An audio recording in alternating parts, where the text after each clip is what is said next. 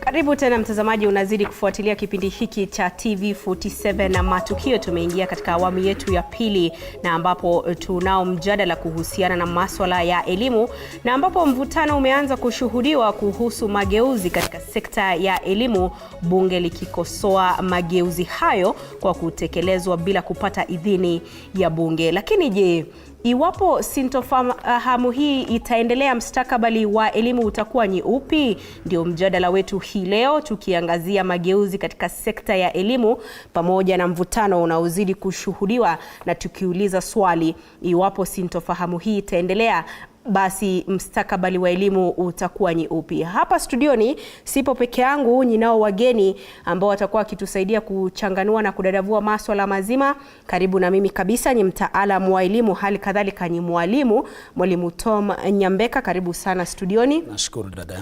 Mwisho ameketi Profesa Elijah Omwenga, ni naibu chancellor wa chuo kikuu huria cha Kenya, yani Open University of Kenya. Karibu sana profesa katika studio zetu. Asante sana. Na kupitia njia ya mtandao tutakuwa tunaungana naye Daktari John Mugo ambaye ni mkurugenzi mkuu katika shirika la Zizi Afrika, ambaye pia atakuwa akitoa mchango wake katika kipindi hiki baadaye. Nawe pia mtazamaji, una fursa kusema nasi kupitia mitandao yetu yote ya kijamii. Kwenye mtandao wa X ambao awali ulikuwa ni Twitter, utatupata @TV47 News, utanipata binafsi @Kilemi_Andrin, na kwenye mtandao wa Facebook ni TV47 Kenya. Kumbuka siku zote maoni yako, mchango wako unakubalika. Tuanzie hapa studioni, nyanya itakuwa ninaanza nawe mwalimu. Tumeona mageuzi mengi tu katika sekta ya elimu.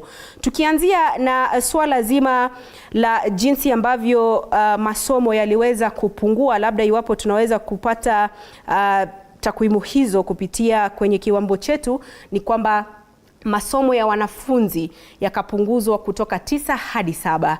Masomo mengine pia yakapunguzwa kwa njia hiyo hiyo. Tukaona vile vile swala zima la mapendekezo ya kuondolewa kwa uainishaji wa shule za sekondari kutoka shule za kitaifa hadi za kimaeneo na kaunti ndogo, na badala yake shule hizo ziweze kuainishwa kulingana na taaluma za wanafunzi. Na sasa tumeona mageuzi mengine kuhusiana na alama na ujumuishaji wa alama za KCSE, ambapo kwa sasa ni masomo mawili ya lazima ambayo yatakuwa yanatumika katika kutoa alama za mwisho. Mtazamo wako ni upi kuhusiana na mageuzi haya yote ambayo yanafanywa katika sekta ya elimu na mvutano huu ambao tayari umeanza jana bungeni, tukiwaona wabunge wakilumbana? Ninashukuru sana dada Andrein. Naam.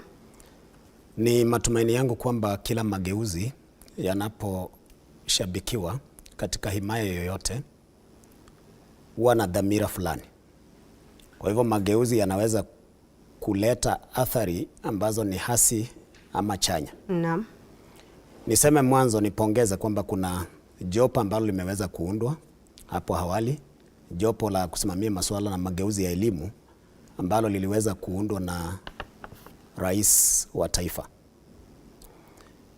Hiyo ndiyo hatua ya kwanza ambayo mimi mwanzo kama mshikadau katika masuala ya elimu ninashabikia kwamba kuna jopo, kwa sababu mageuzi haya tusingaliyapokea, tusingalikuwa na hilo jopo. Naam. Na kila wakati mageuzi yanapokuja, basi yatapokelewa katika safu mbili. Kuna wale ambao wataangalia mageuzi hayo kwa mtazamo chanya ama hasi nilivyosema. Mimi ninapoketi kwa wakati huu nitasema kwamba kwa asilimia kubwa mageuzi haya yanapokuja yanakuja na athari ambazo ni hasi, kwa sababu mtoto anapozaliwa lazima atapitia hatua fulani hata ambaye kisha aanze kusimama, aanze kukimbia. Naam. Kwa hivyo nitasisitiza kwa utangulizi kwamba mageuzi haya mimi ninayapokea kwa njia ya mtanzuko, kwa sababu jopo lilipoundwa, tukitazama mageuzi ya elimu yalianza kitambo, hata baada ya ukoloni tulipoanza kuwa na mifumo ya elimu kuanzia mwaka wa 1964. Tumekuwa na mifumo mbalimbali. Na ukitazama kuanzia mwaka wa 1985 tulikuwa na jopo ambalo lilikuwa linashabikia mageuzi kuzalisha mfumo wa 8-4. Jopo hili lilipewa nafasi likafuata vigezo na utaratibu ambao unastahili, wakiangazia mfumo ambao walikuwa wakiondoa. Naam. Jopo hili linapomaliza utaratibu huo unastahili kufuatwa, upelekwe kule bungeni. Ndipo sasa wale wabunge waweze kuchukua dhima yao kulingana na katiba. Mfumo wowote unastahili kuongozwa na katiba mwishoni mwa siku. Kwa hivyo nadhani hapo ndipo kuna mgongano na labda tukisonga mbele tutakuwa tunajaribu kuangalia athari ambazo zitaendelea kujitokeza. Naam, bila shaka. Profesa, kabla hata sijamhusisha daktari upande wa pili kupitia njia ya mtandao, nipate tu kusikia kwa kifupi unapokelea vipi mageuzi katika sekta ya elimu. Amesema ni kwa njia ya mtanzuko. Kwako unasema nini? Asante sana Adrian. Kwangu katika higher education sector, naam, haya mageuzi ambayo yanaendelea tulikuwa ni kama tunayatarajia na tunayapokea kwa roho safi kabisa. Kwa sababu ukiangazia vipengele kadhaa ambazo zinaendelea kwa implemented pale, mojawapo ni new funding model, vile wanafunzi wanapewa loans na bursaries, ndipo basi waendelee na masomo yao katika university. Kwa hivyo sisi kama higher education sector tunaona hiyo ni mpangilio mzuri. Na specific kwa hii mswada wa KCSE ambayo ilipendekezwa hapo jana, mimi nasema kwamba inaambatana vyema sana na Open University of Kenya, ambapo pale tunasema wanafunzi wanakuja with different criteria for admission, na tunaona kwamba hii new model or new grading system ingekuwa sawa kabisa kwetu katika Open University. Naam. Na bila shaka Profesa, tutakuwa tunarejea hapa kuangazia hii Open University of Kenya ni nini haswa, manake ni swala geni. Kwa Kiswahili ni chuo kikuu huria cha Kenya. Tutakuwa tunaangalia chuo hiki kinawachukua akina nani na lengo lake ni lipi. Lakini kwa sasa nimhusishe Daktari Mugo. Daktari, habari za asubuhi, hali ikoje? Hapa studioni tunaangazia mageuzi katika sekta ya elimu, tukiangazia kwamba kumekuwa na mvutano kuhusu mageuzi haya, bunge likisema kwamba yanayotekelezwa kwa sasa si halali, manake hayakupitia bungeni. Kwanza kabisa, bunge ina haki kusitisha shughuli kama hii ambayo tukiangalia tayari kuna baadhi ya mapendekezo ambayo yameanza kutekelezwa? Asante sana Kilemi na watazamaji na wale mko studioni. Habari za asubuhi. Kwa kweli vile wenzangu wamesema ni kwamba hii ni nchi ambayo inaongozwa na sheria. Watu na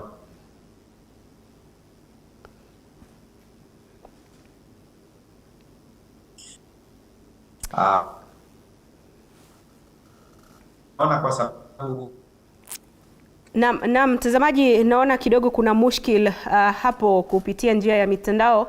Tutakuwa tunarekebisha hilo na tutakuwa tunaungana naye Daktari Mugo ambaye pia atakuwa anatoa mchango wake kuhusiana na mageuzi haya ya sekta ya elimu. Sijui mtazamo wako ni upi? Zidi kusema nasi kupitia mitandao yetu yote ya kijamii. Tuweze kuangazia baadhi ya mageuzi katika sekta ya elimu, idadi ya masomo. Iwapo mwelekezi wangu Nick Mavindi unaweza kutupatia picha hizo, ambapo idadi ya masomo yamepunguzwa kuanzia 9 hadi 7 kwa shule ya msingi kiwango cha chini. Hao ni wanafunzi wa grade ya kwanza hadi grade ya 3.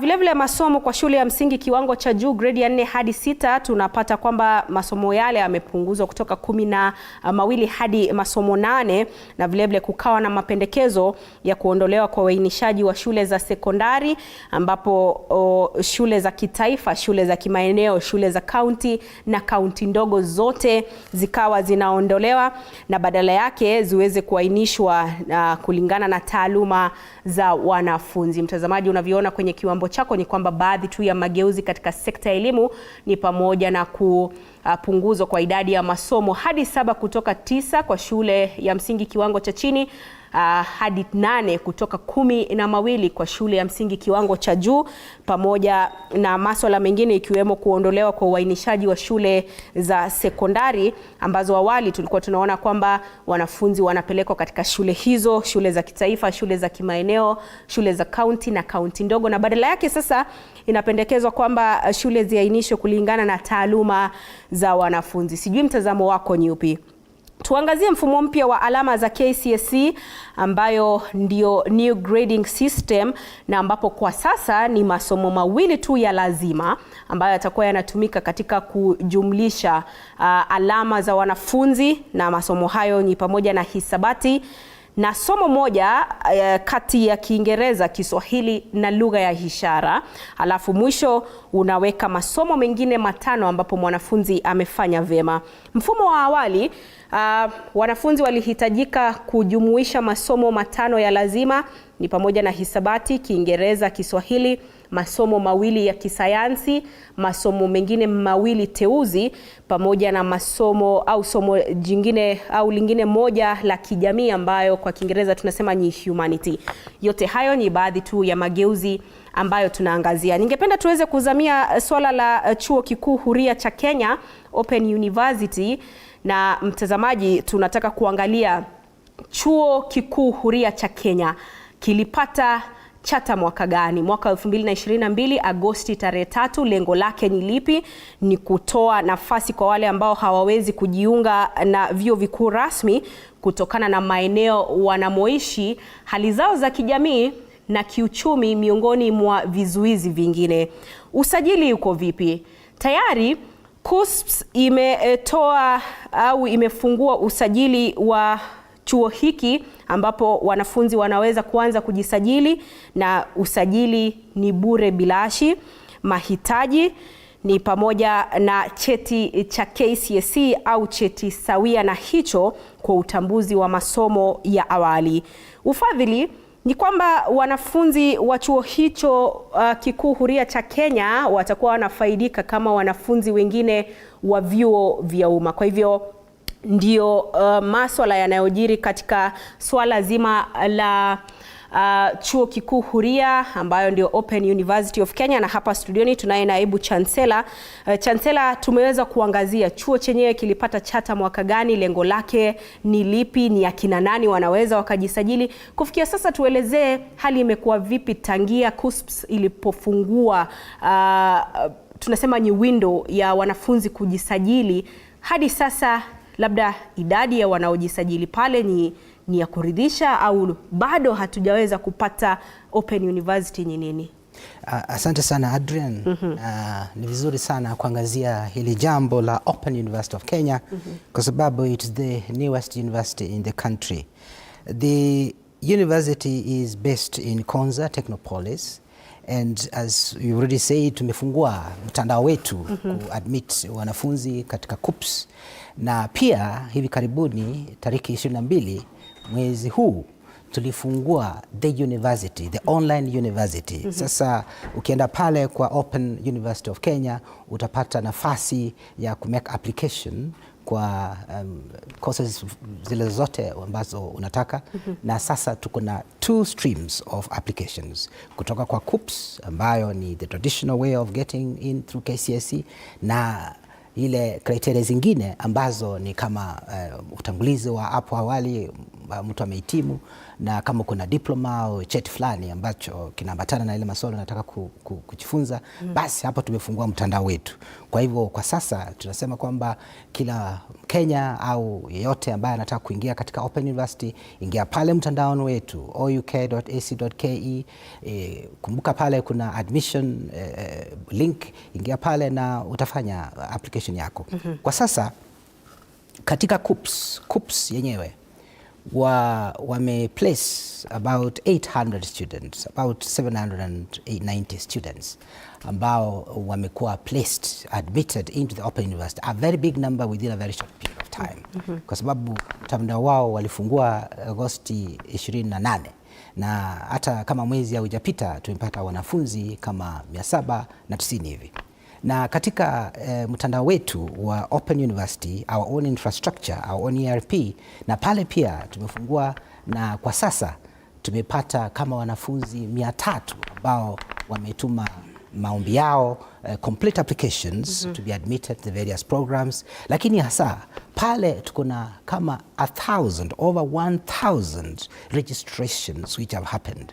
Kwa hivyo interest ni kubwa sana, hata kushinda vile tulikuwa tunatarajia katika mwanzo wa Open University. Kwa hivyo tunasema kwamba the framework of Open University is one, flexibility, na kwa hivyo ndio sababu tunasema hii new grading system inaleta uwazi na opportunities kwa wanafunzi wengi kuja katika mambo ya higher education. Na tatu, tunasema kwamba Open University ni a university for everybody, kwa sababu unaweza jiunga na hii university ukiwa kokote pale uko, na sio lazima, hakuna physical infrastructure hapa sasa. Online, kila kitu iko online, program zetu zote ziko pale online, tumezitengeneza kwa hali ya juu, kutumia wataalamu wa hali ya juu. Kwa hivyo ukiingia pale, unaweza unaendelea na masomo yako. Hakuna haja ya kutoka katika afisi yako, katika ile kazi yako unafanya, kila kitu iko mtandaoni. You learn at your own time, at your own pace, at your own flexibility. Na tutakuwa tunarejea kwako Profesa, utakuwa unatueleza baadhi ya programu ambazo zinatolewa, iwapo kuna utofauti kati ya programu zinazotolewa katika Chuo Kikuu Huria cha Kenya na vyuo vingine vikuu rasmi. Lakini inaelezwa kwamba tumemrejesha John kupitia njia ya mitandao. John, iwapo unanipata, nilikuwa nauliza mtazamo wako kuhusiana na mageuzi tunayoshuhudia katika sekta ya elimu. Awali tukaona idadi ya masomo imepunguzwa kwa wanafunzi. Vile sasa tunaona kwamba ujumulishaji wa alama za KCSE pia kuna utofauti kidogo, ambapo kwa sasa ni masomo mawili tu yatakayokuwa yanatumika katika kujumlisha alama za mwisho. Na sasa tunaona mvutano umezuka kwamba mapendekezo haya tunayoyatekeleza sasa hivi si halali kulingana na wabunge, kwamba hayakupitia bungeni. Swali ni je, bunge lina haki kusimamisha mchakato kama huu?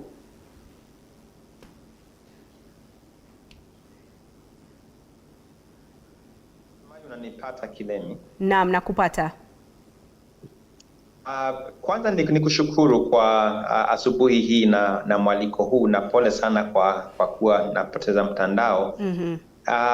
Kenya ni nchi ambayo inaongozwa na sheria, na kwa kweli inaonekana ni kama rais kuna mpaka alikiuka pale, kwamba haya mapendekezo hayajapitishwa bunge ili yaweze kujadiliwa.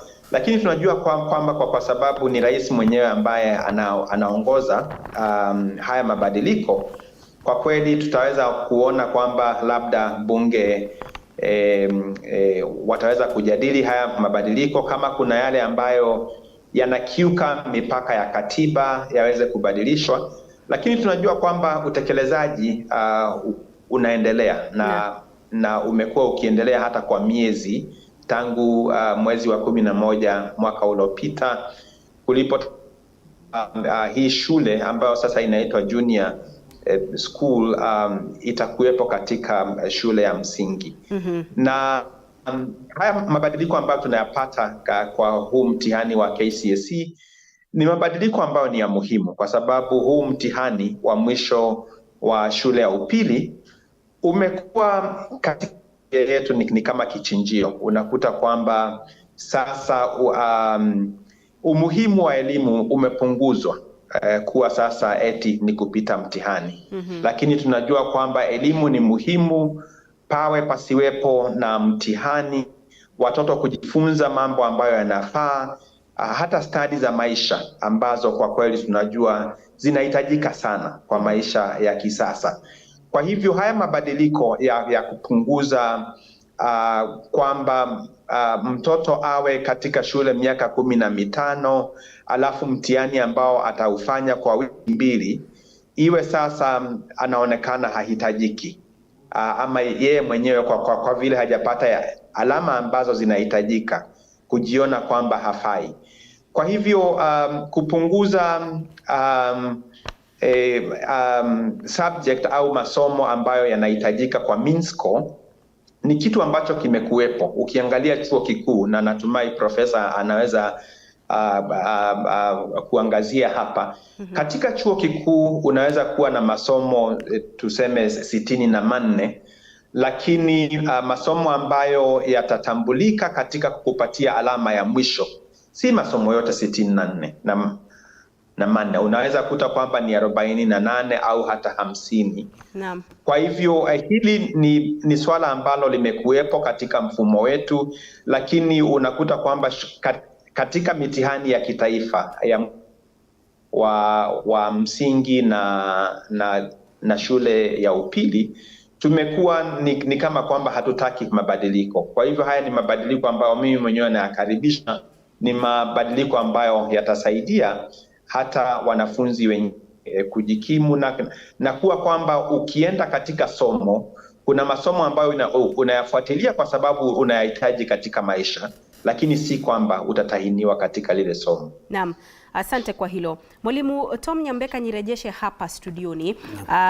Tumeona mvutano na malumbano miongoni mwa wabunge hapo jana, na Daktari John Mugo anasema kwamba ni nchi ambayo inaendeshwa na sheria. Ni kweli, lakini swala hili la mapendekezo yaliyo kwenye ripoti ya jopo kazi lililobuniwa na Rais William Ruto si kwamba yalitolewa jana au juzi. Ni kwa nini imechukua muda mrefu hivi kwa swala kama hili kuibuka sasa hivi, na ambapo sasa tunaona kwamba malumbano yanashuhudiwa wakati tayari kuna baadhi ya mapendekezo ambayo yameanza kutekelezwa tayari? Ninashukuru sana. Alivyosema ndugu yangu ni kwamba taifa lolote lile linaongozwa na sheria. Ndiyo hoja yangu ya kwanza ambayo nilianza kuitaja nikirejelea katiba. Kwamba mfumo wowote wa kielimu unapopokea mageuzi, kuna utaratibu ambao unastahili kufuatwa.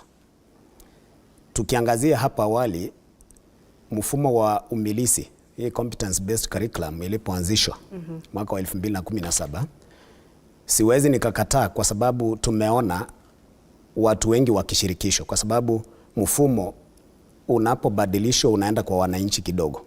Wananchi namaanisha kwamba katika taasisi ambazo zinahusika na masuala ya elimu. Tumeona walimu wakishirikishwa kutoa maoni kuhusiana na viwango na sehemu ambazo zinastahili kuboreshwa na zile ambazo zina matatizo, na tumeona rais mwenyewe akijaribu kuunda hili jopo ambalo sasa hivi tunalizungumzia. Wao wamependekeza na kuna mapendekezo ambayo sasa hivi yanaendelea kutekelezwa katika shule zetu. Kwa hivyo nitasema kwamba shida ambayo inakumba taifa letu ni kwamba mara nyingi taasisi, baadhi ya watu wanataka kuonyesha wananchi kwamba wana nguvu katika kiwango gani. Hawaangalii wale watoto ambao wanasoma katika shule zetu. Mimi ningalipewa nafasi ya labda kumshauri rais, kwa sababu mimi sioni kama kwa asilimia kubwa rais anafanya makosa, kwa sababu kutokana na haya majopo, kutokana na taasisi ambazo zinasimamia elimu, KICD, tumemwona rais akijaribu kushirikisha kinyume na hapa awali. Hapo awali tulikuwa tunaona mfumo umeanzishwa mwaka wa 2017 na wanafunzi wameanza kusoma. Wakati huo si kuona wabunge wakipiga kelele. Pia mabasi yalipakwa rangi. Tukaona kama wakati huo sheria hiyo ilipitia bungeni. Sidhani. Na hilo alikuwa tatizo wakati huo. Naam. Natumai ni wakati ambapo sasa sisi wa Kenya tunastahili kujanjaruka na kuamuka, kwamba wala ambao wamepewa dhima kutekeleza wafanye. Kama kuna waziri wa elimu akaja na mapendekezo fulani, kwa sababu waziri wa elimu hawezi kuzinduka kutoka usingizini akaanza kutaja mambo vivi hivi. Naam. Moja kwa moja atashirikisha walimu, atapitia katika shule, ataona yale mageuzi ambayo yanastahili kutekelezwa.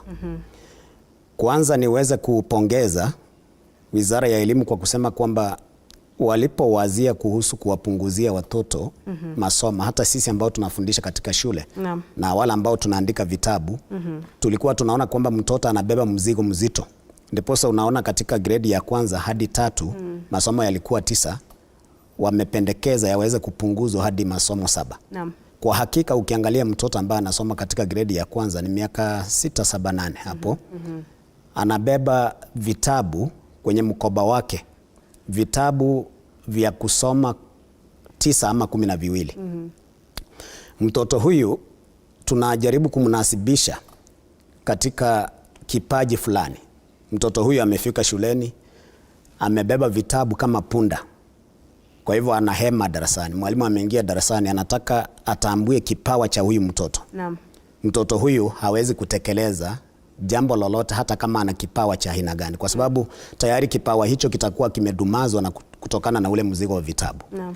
Zaidi ya hapo, watoto hawa fikira zao bado ni changa. Kuwafundisha zaidi ya masomo 12. Mimi mwenyewe nilipokuwa katika shule za msingi, nilikuwa wakati wetu nikiwa katika darasa la 8 mwaka wa 1998 tulikuwa tunasoma masomo 7. Naam. Baadaye alikuja yakapunguzwa yakawa masomo 5.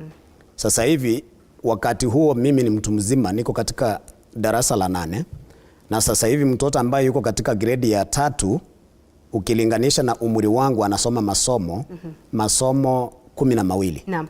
Nataka ushikilie wazo hilo papo hapo mwalimu, utakuwa tunarejea na hayo na mengine mengi, lakini kwa sasa tupunge unyunyu kidogo, tukirejea tunarejea na mdahalo huu.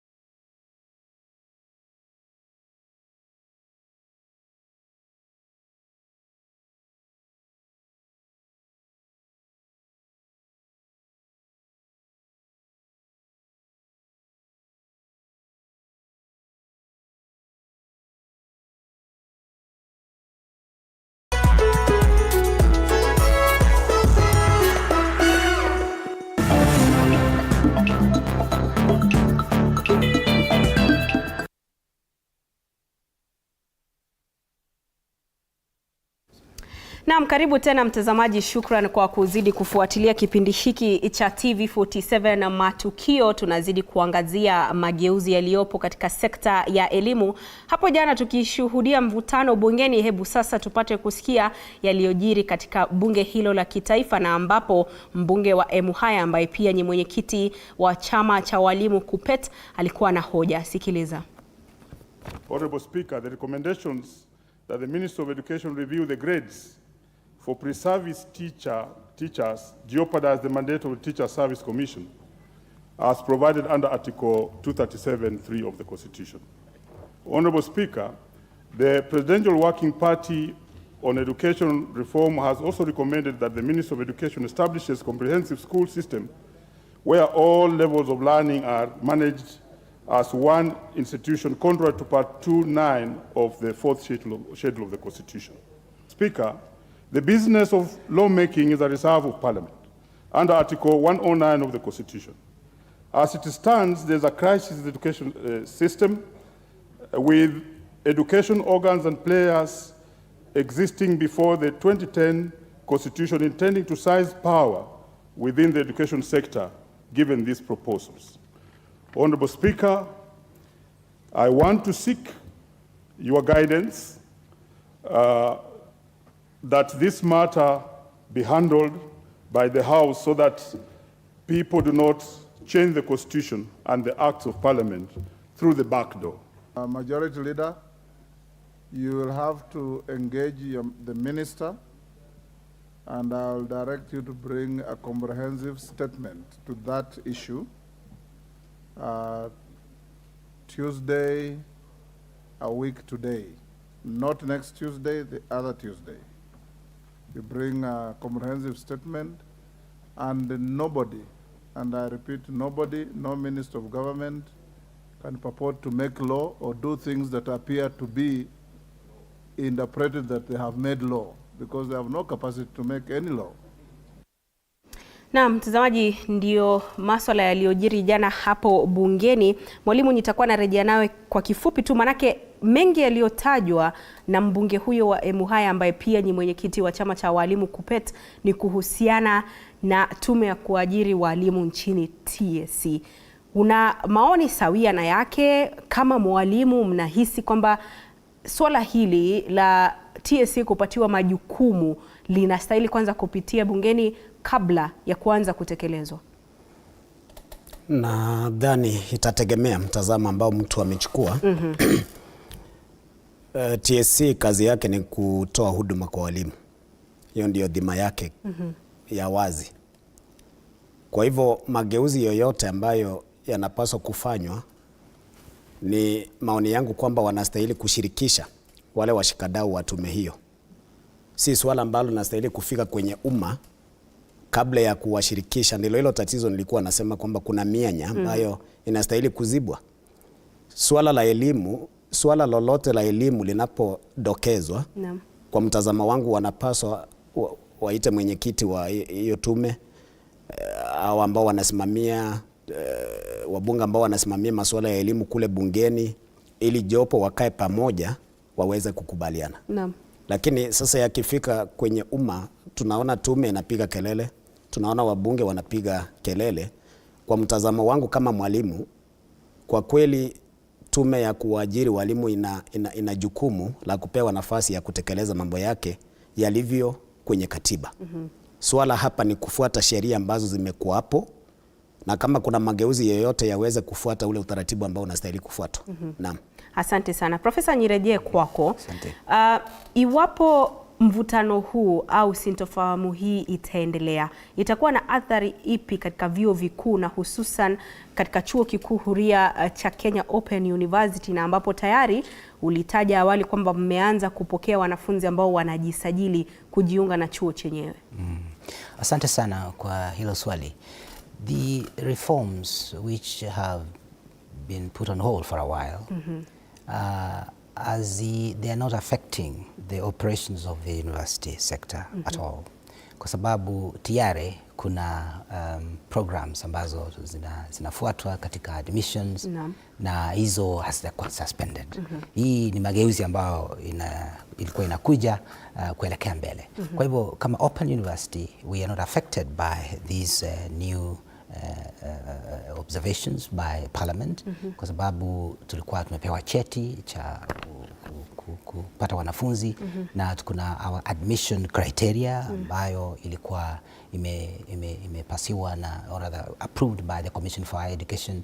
Kwa hivyo hiyo mfumo tunafuata kwa 7 different criteria, kuanzia vile nilikuwa nasema hapo awali, KCSE certificate, prior learning, kama ulikuwa umehitimu katika certificate fulani, kama ulikuwa na diploma, kama ulikuwa na degree nyingine. Kwa hivyo sisi zote katika university sector, hii mageuzi inakuja polepole tukiendeleza mambo yetu.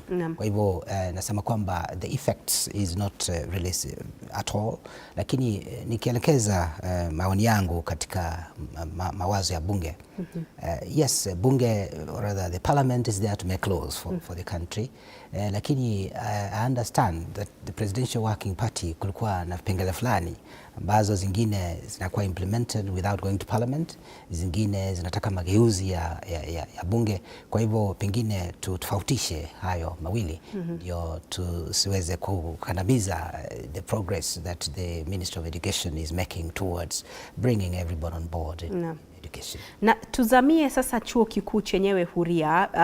programu zinazotolewa pale au wanafunzi wanapojiunga na chuo chenyewe, ulisema kwa sasa ni kupitia njia ya mitandao, kwamba hakuna physical structure ambapo wanafunzi wanaweza kuja kufanya mafunzo.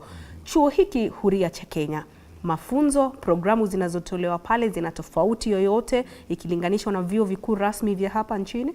Yes, asante sana. Hilo ni swala nzuri sana. Kwa sababu wakati tulikuwa tuna identify au kuchagua programs ambazo zinakuwa our flagship programs 8 pale, tuliangazia data ambayo iko hapo katika CUPS na other documents kujua kwamba ni program zipi ambazo ziko na opportunities huko nje, au which programs require skilled manpower to drive our economy. Kwa hivyo kuna masuala mawili tuliangazia hapo. The availability of skilled manpower out there so that our students can be employed, and also matarajio ya our country Kenya. And kwa hivyo tuko na programs 8. Ya kwanza is about data science, kwa sababu siku hizi kila mtu akona mobile phone. We generate a lot of data. We are all online. Kwa hivyo tunazingizia mambo ya ku-analyze data for decision making. So we have a Bachelor of Science in Data Science, a very important program. Kwa sababu hivi karibuni tunasema kila kitu sasa kinaenda online. Even our payment systems are online. So a lot of data is being generated. There is the social media and all that. So we need to use technology and effective skilled manpower to harness the potential of this data we are generating. And hence the reason for the Bachelor of Science in Data Science. And the other program ni mambo ya kujikinga na maradhi ile inakuja kwa internet. And kwa hivyo tuna program inaitwa Bachelor of Science in Cyber Security and Digital Forensics. Hapa tunasema kwamba kama we are using internet more often, we are now open to more surfaces of attack. And therefore, as a country, as the world that we are moving into, we need to be safe. We have to get skilled manpower to protect our systems, our data out there. Na program ya tatu ni about micro, small and enterprise services, because hapo tunaangazia mambo ya economics and statistics, where tunasema kwamba our country is now moving towards embracing small businesses. Kwa hivyo watu ambao wanatakana pale ni wale wako na ujuzi katika running such small businesses. The fourth program is on bachelors in entrepreneurship and business, the same as the other one but slightly different, kwa sababu hapa tunasema kwamba tunataka watu ambao wanaanza kuanza biashara huko na wakipawa skilled knowledge on how to start their own businesses, to be employers and not be looking for employment. Kwa hivyo those are the 5 flagship undergraduate programs, na kuna ingine pale postgraduate degree in governance and integrity. This is a very important program because we understand our country, as my friend says, a country of laws, a country of ensuring we embrace integrity and the rule of law. Kwa hivyo, this is a good program, even for our members of parliament, our leaders, wherever they are, they're welcome to join in the postgraduate diploma on governance and integrity. The other program, very important program, is postgraduate diploma in education technology. Hii program inaambatana na malengo ya CBC, kwa sababu CBC tunasema kwamba technology is at the center and use of agile education provisions. Kwa hivyo tunasema postgraduate diploma in education technology inaangazia kupatia walimu the necessary skills in the use of technology to offer education at all levels, right from primary and even to post primary. Naam. Asante sana Profesa kwa hilo. Awali tulikuwa tumeangazia kuhusiana na mfumo wa ufadhili kwa wanafunzi na tukataja kwamba si tofauti na vyuo vingine rasmi, na hivyo basi katika mageuzi haya ya elimu wanafunzi watakaokuwa wanajiunga na chuo hiki huria cha Kenya pia watakuwa wanapata ufadhili sawa tu na wanafunzi wanaojiunga na vyuo vingine rasmi vya hapa nchini. Mwalimu, nirejee kwako. Tunapoangazia mageuzi, mojawapo ni katika vyuo vikuu, vyuo anuai na hata katika shule za msingi na shule za sekondari. Na swala hili la mfumo mpya wa ujumlishaji wa alama, kwamba tunaondokea masomo 5 ya lazima na kuangazia masomo 2 ambapo wanafunzi sasa watakuwa wanachukua hisabati na somo moja kati ya Kiswahili, Kiingereza na lugha ya ishara, pamoja na masomo mengine 5 ambapo mwanafunzi amefanya vyema. Na nikawa nasikia mitaani kwamba hii ni kuua lugha ya Kiswahili. Unasemaje? Natumai mwanzo nilikuwa nimetaja kwamba mageuzi yanakuja kumpunguzia mtoto mzigo anaobeba. Ndiposa nilikuwa nikilinganisha mwanzo nikijaribu kumwangalia mtoto katika gredi ya 3 anafanya masomo 9 na mwanafunzi katika masomo ya viwango vya juu. Sasa masomo ambayo yanaangaziwa ni karibu tuseme masomo hayo 2 ya lazima pamoja na haya 5 ni masomo 7. Naam. Hapo ndipo ninaona kwamba kuna mgongano, kwa sababu kikatiba lugha ya Kiswahili na Kiingereza ni lugha ambazo zimerasimishwa katika katiba. Kweli. Kwa hivyo kuanza kuwalimbikizia watoto nafasi ya kuchagua, basi huenda katika lugha hizi 2 wanafunzi wakaamua kukimbilia Kiingereza, wakatia jitihada pale, kwa sababu washaambiwa kwamba kati ya lugha hizi 2 unaweza kuchagua moja. Kwa hivyo kuna uwezekano tukisonga mbele mwanafunzi akaweka jitihada katika somo la Kiingereza akafaulu ili aweze kufuzu, ama akaweka jitihada katika somo la Kiswahili wakaacha lugha moja. Kwa mtazamo wangu ningalikuwa na nafasi tunapoendelea kufanya mageuzi haya, basi mapendekezo hayo yangalijumuisha lugha hizi zote 2 ziwe za lazima, kwa sababu zimerasimishwa. Na hasa tukizingatia kwamba tunajaribu kukuza kitu ambacho tunaita numeracy na literacy.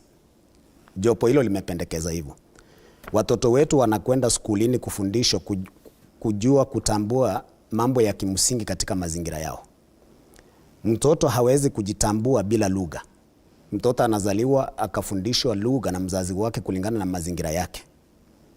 Tusianze kuwa na vipimo ama vizio vya kuwapimia watoto lugha ambao wanatumia katika mazingira, kwa sababu swala hili linaenda kulemaza kizazi ambacho kinafuata.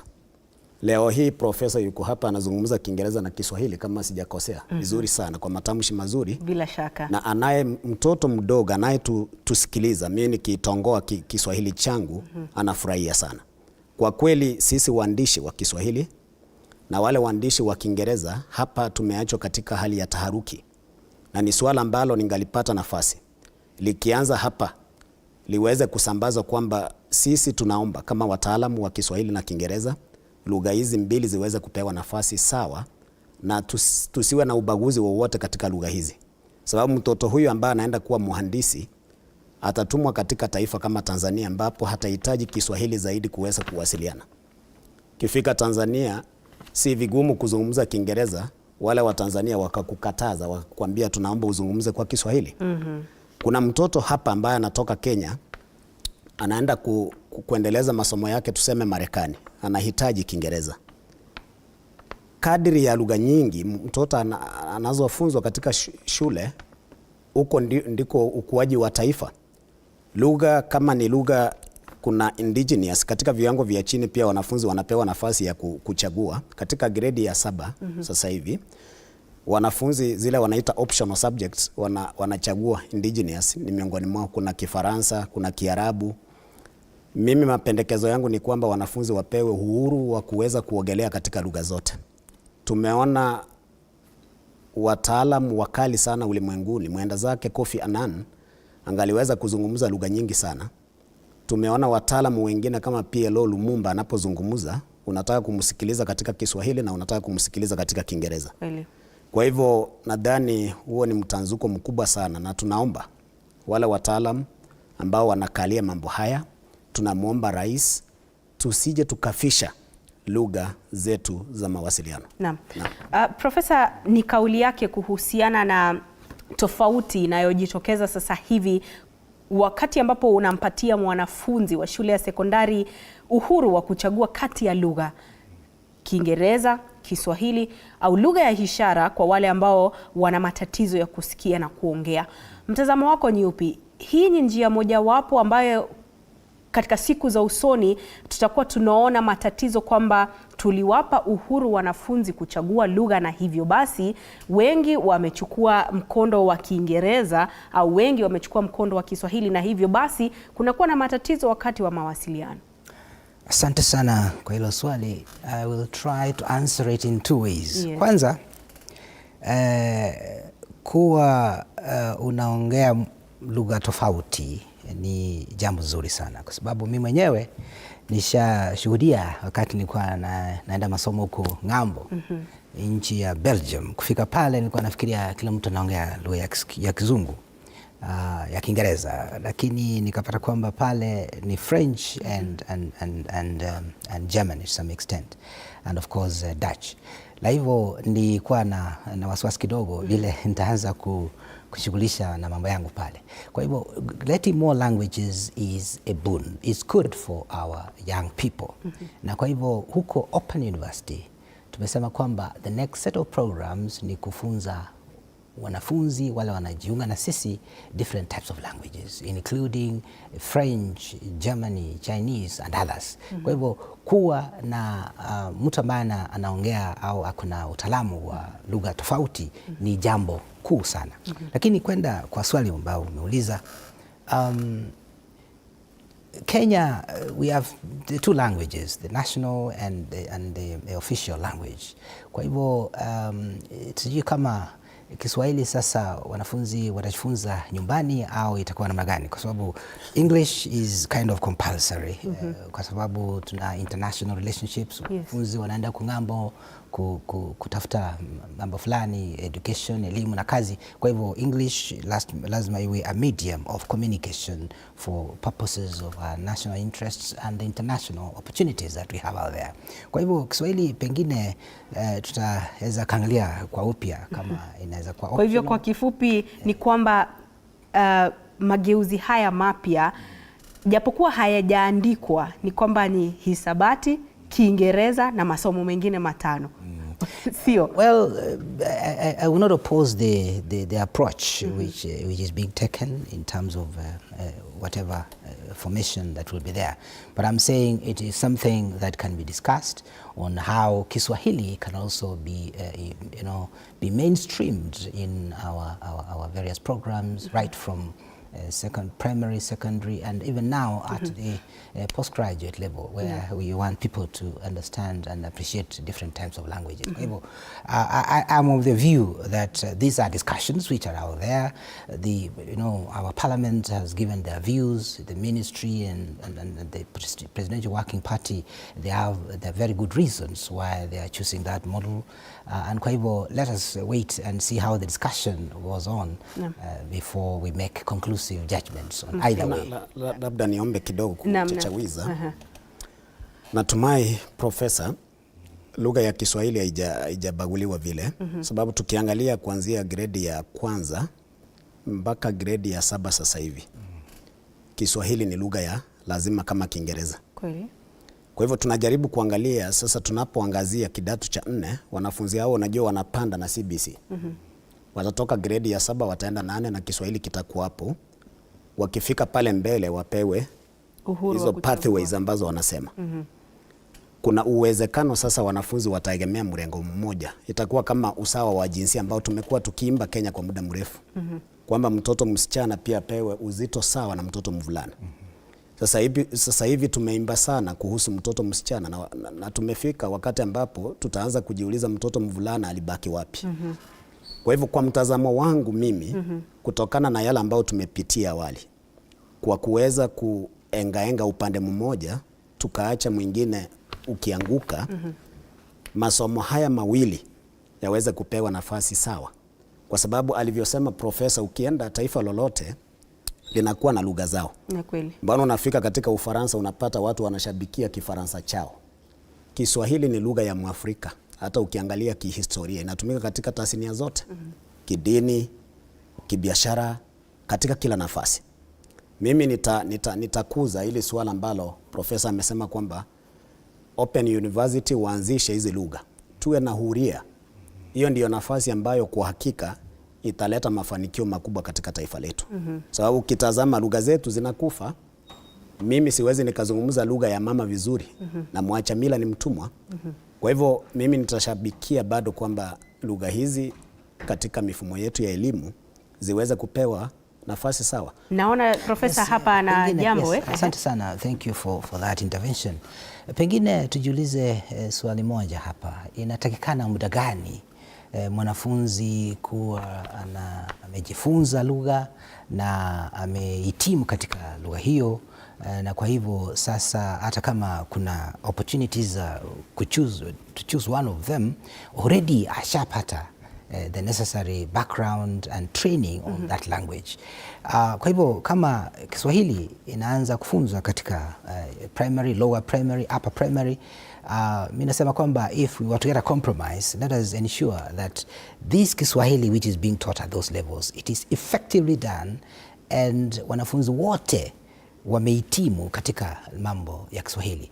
Ndio sababu hapo wakati wanachagua Kiswahili au Kiingereza iwe kwamba already Kiswahili ishakuwa entrenched in the curriculum, wanafunzi wamehitimu, na hata kama hawatachagua Kiswahili wataenda Kiingereza, already it's a good job done at the lower levels. So I'm emphasizing that let us put more emphasis on the earlier years of training in Kiswahili and other languages, and not necessarily focusing on the choice at the time of the main grade that is being done. That's my emphasis. Okay. Sawa. Profesa, tuangazie sasa mageuzi haswa haya ya alama na ujumlishaji katika mtihani wa kitaifa wa KCSE, na hatua hii kulingana na waziri wa elimu Ezekiel Machogu ni kwamba inapania kuongeza idadi ya wanafunzi ambao watakuwa wanajiunga na vyuo vikuu, vyuo anuai.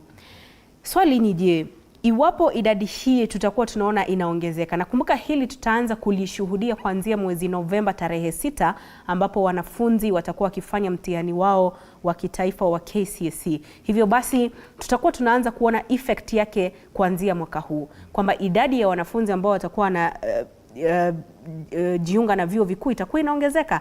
Swali ninalolielekeza kwako ni kuhusiana na iwapo vyuo vyetu vikuu vina nafasi za kutosha na masomo ya kutosha kwa idadi hii ambayo sasa tunatarajia kwamba itakuwa inaongezeka. Asante sana.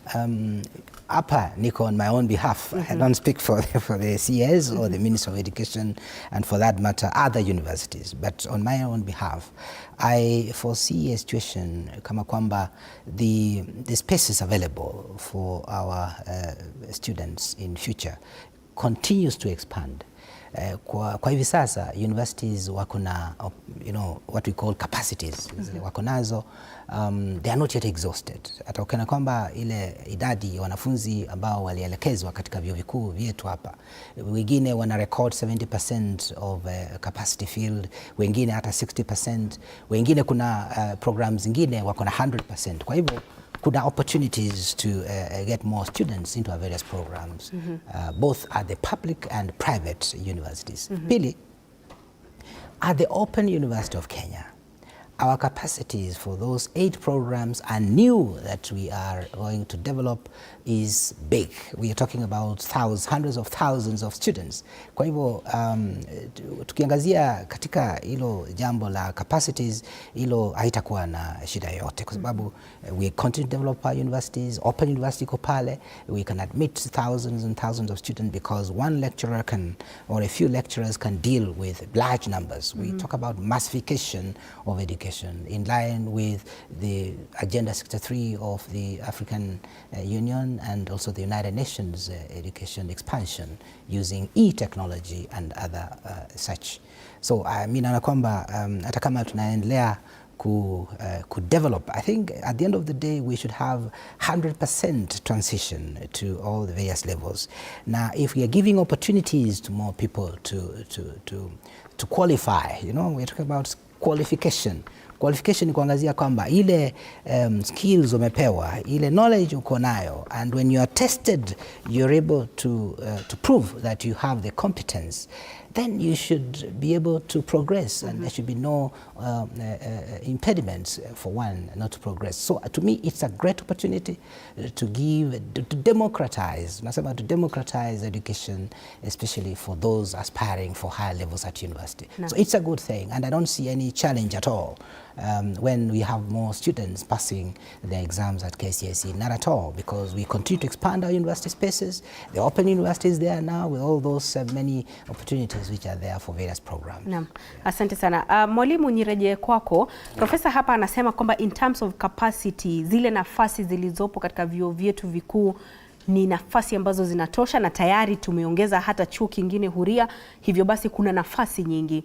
Na sijui iwapo upande wa nafasi na kozi zinazotolewa tumejipanga, basi upande wa ufadhili hali iko vipi? Manake hali ilivyo kwa sasa na katika mageuzi ambayo tumekuwa tukiyaona mwaka huu kupitia ripoti ya jopo kazi la elimu, ni kwamba ufadhili wa masomo pia ni swala ambalo limegusiwa, ni swala ambalo tumeona likibadilika, kwamba kwa sasa ufadhili katika vyuo vikuu utakuwa unaangazia mahitaji ya mwanafunzi.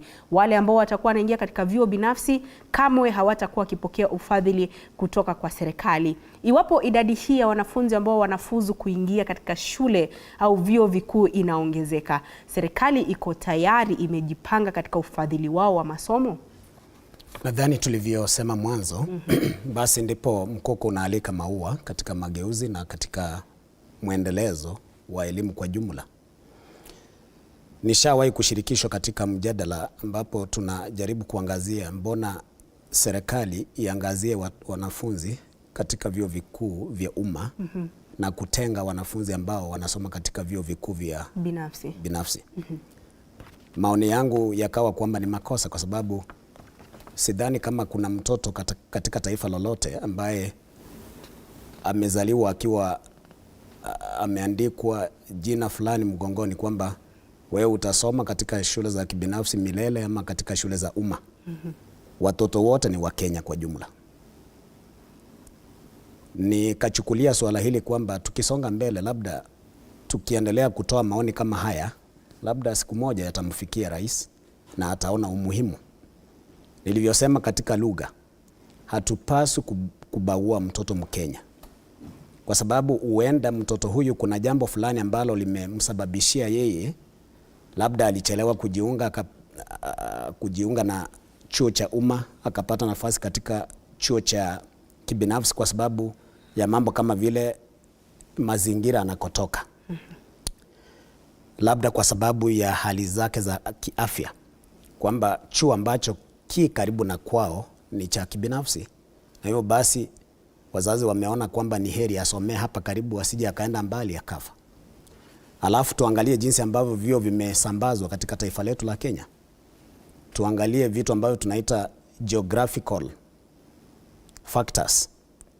Kuna mambo mengi sana ambayo yanaathiri elimu, huwa tunayafumbia macho tukaangalia masuala mamoja, na katika nafasi hiyo tukaumiza. Kwa muhtasari tu niseme hivi, tuchukulie kwamba ili pendekezo la kuwafadhili wanafunzi katika vyuo vya umma vya kiserikali ni mwanzo tu. Tukisonga, wanafunzi wanaweza kufadhiliwa hata wakiwa katika vyuo vya kibinafsi. Ni mtazamo wangu. Ni mtazamo wangu. Professor, yes. Naona una sita unataka kuchachawiza eh? Yes, I think a point of correction. The new funding model haibagui wanafunzi vile mwenzangu amesema pale, kwa sababu if you're going to a private university, you are still entitled to apply for the loan as per the new funding model. Kile ambacho wanafunzi katika vyuo private universities we don't have access to is the bursaries, scholarships, kwa sababu that is as per the law, that is from the consolidated fund, and therefore you will not be able to fund private enterprises using public funds, and therefore in my view the new funding model is not discriminatory. It's available to the extent of the law that applies. I thought I should clarify that. Nadhani Madam, ninakubaliana nawe. Yes. Na mimi nimejaribu kujibu kulingana na jinsi ambavyo mwananchi wa kawaida anavyobashiri. Ndiposa basi wananchi wanahitaji more sensitization on these matters. Yes. Kwa sababu pale nyanjani watu wanavyochukulia ndivyo ilivyo tangu mwanzo, kwamba na ilikuwa imebainika wazi kwamba vyuo vya kibinafsi havipati ufadhili. Alivyoweka wazi, basi ikiwa ni hivyo, kwa mtazamo wangu kibinafsi nitasema kwamba ni sawa. Vyuo vya kibinafsi vinapata mikopo ila havipokei ufadhili, scholarships. Kwa hivyo basi hapo nadhani ndipo profesa anapozungumzia na kusema kwamba it is not discriminatory, kwamba pia wale ambao wapo katika vyuo vya kibinafsi wanapokea mikopo. Kumbuka, iwapo ni mkopo ina maana kwamba utakuwa unalipa baada ya mafunzo, lakini kwa wale ambao wako katika vyuo vya umma wanapokea ufadhili, scholarship, na bado wanapokea mikopo hiyo ambao watakuwa wanalipa baadaye. Nipate kusikia kwako profesa, kuhusiana tu na swala hilo ambalo nimemuuliza mwalimu hapa, kuhusiana na iwapo serikali iko tayari.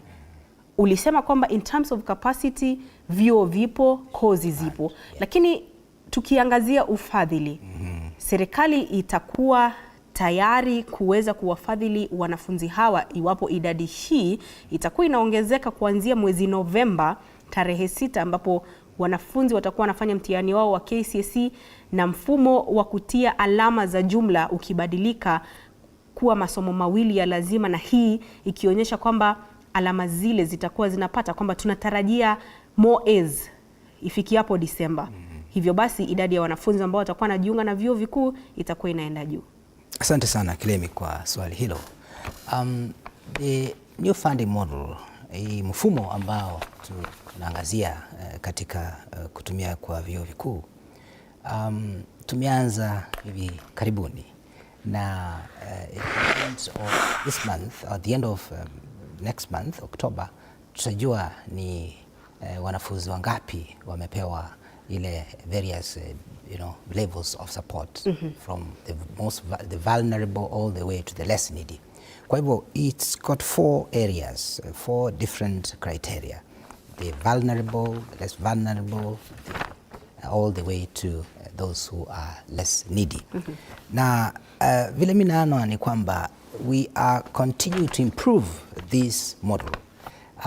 This year we have sufficient funds. Ile kiwango ya pesa imewekwa, natarajia kwamba itaweza kutumika kwa wale wanafunzi wote ambao sasa washahitimu, that is the 2022 KCSE. Sasa 2023 students ambao wanafanya mtihani karibuni in November, their funding levels will be determined, in my view, as we progress. Kwa hivyo it's not fixed amount of money, as I know from government capitation and government funding. Kwa hivyo there will be improvements on bringing more money, in my view, into this particular model. Therefore, I really don't see any problem, because the country is growing, our economy is growing. The exchequer should be able to address any growth which is positive when you have more students who have passed and they want to be funded, and we have a model that is being used. I believe there should be opportunities for us to expand the resources required. Also, universities, in my view, will continue kutafuta hela katika mbinu fulani, research, consultancy na mambo mengine, ndio kufadhili mambo yao katika elimu.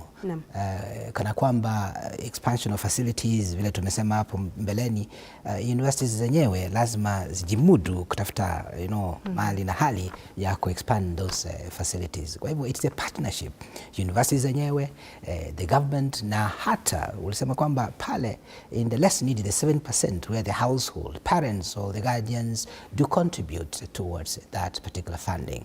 And also believe that going forward, the levels will be determined, the levels of support. In my view, I don't know how the model works, that's on my docket, but as far as I understand it from my perspective in the higher education as a Vice Chancellor, I believe the model will be improved, will be modeled, or rather put in such a way that it serves the needs of Kenyans. It's not a fixed kind of a situation that we can say we cannot improve on it, we cannot change certain things in order to accommodate the dynamics of the KCSE grading. Naam, asante sana kwa hilo Profesa.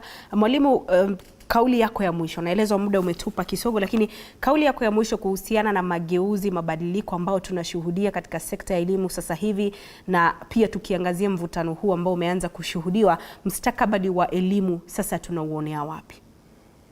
Natumai tunaowalenga ni wanafunzi ambao wanasoma katika viwango vyote.